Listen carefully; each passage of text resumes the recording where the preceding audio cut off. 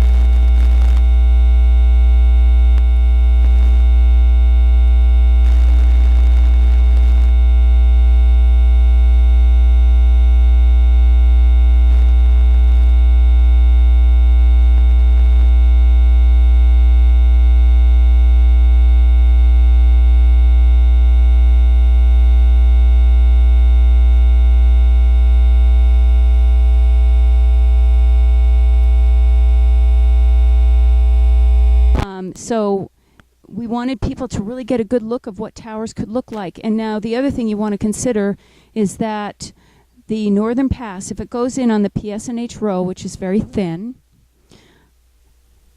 will probably not be the last project that you see on that right away.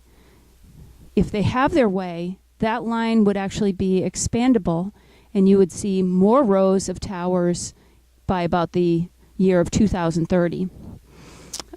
We also attended a meeting last night up in Franconia at the Caroline Crapel Memorial Building, and I wanted to say there were over 100 people there, and we also had some really good speakers, and we reviewed everything about the Northern Pass project, which I believe George and I are going to actually talk about that more probably in another video, because if you stand here, there's quite a bit of crackling going on at all times. There's humming, a continual humming noise coming from that substation, and then as you walk under these higher voltage lines, I'm not sure what the voltage is, you can actually hear this kind of crackling and humming, and we weren't sure whether our sound was actually going to be compromised by standing under these lines.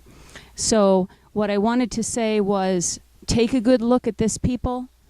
And I want you to also imagine it going through the White Mountains for about 9 miles. And what we learned last night in the meeting was that if it goes through the White Mountains, what they'll do is they'll take the current AC line that goes through there right now on smaller wooden poles, and they would move that to the side onto a larger metal monopole, approximately 85 feet, and then next to that they would put the Northern Pass project on a metal lattice tower that would be anywhere from 85 to 150 feet on that particular row through the White Mountains, because it is a very thin right of way.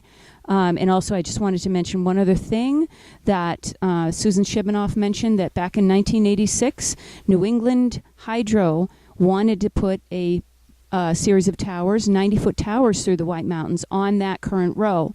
And what happened was both the developer and the DOE decided that that was actually a bad idea. And they actually stopped the project from happening because they claimed that it would have significant visual impact and that there would have to be immense amounts of vegetation that would be moved and compromised, and so the whole project was canceled. That was in 1986 that it was told it was a bad idea with 90-foot poles. Now they're talking about 150-foot poles with, almost 90-foot poles next to it. So why would it be a good idea now as opposed to in 1986? Why would it be a good idea to have 155-foot poles that would go through sensitive view sheds, sensitive tourist areas, sensitive hiking areas? It's not a good idea. So if you don't like the idea of the White Mountain National Forest housing these towers, you can actually, I'm going to bring you to a website.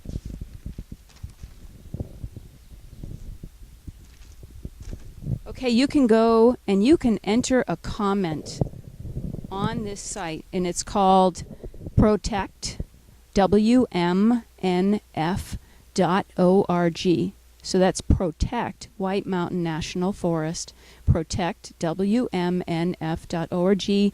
You can put a comment in there about how you feel about towers in the White Mountains, because if we have no say about it and we say nothing, the default happens and they could very well get a permit to travel through there. The things that the White Mountain National Forest has to abide by are they cannot accept, or they cannot make any decisions based on the cost. So if they feel the lines should be buried and believe the lines that should be buried, it won't matter what the cost is to the company, and that will be it. They'll have to bury it. So it is up to us to voice our opinion so that they know people really do care. And then when you get there, copy that link and paste it on your Facebook page or your Twitter, and have other people go to that link to put in their comments. And we need to do that actually very soon in order to have an impact, because that is coming up, and that's the next area we need to concentrate on. So if you don't like the look of these towers, imagine adding a metal lattice work tower that's even taller right through these paths. Imagine that this could be all along Route 93 North. This could be through the White Mountain National Forest, and we don't want it.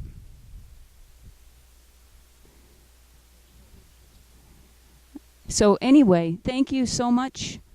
And I want you to also look up the hill, and you can see a little fort up there, and that is a house that lives almost directly under the line. Unfortunately, it's a kid's fort. Yeah, and the house you can't see because the house is just on the other side of the trees to the right, but it is right there, and they have absolutely no buffer to this line, so never mind if they add the northern pass. So that's one example of a family that would be severely impacted on this line. And if you want some more information from us, go to www.nonorthernpass.org for our Alliance Against Northern Pass site, or support us at nonorthernpass.org for our email. What? Yeah, send in your donations for George and I to come and do these crazy projects. And we fight the Northern Pass. And we need your help. So have a great day, and say no to the towers.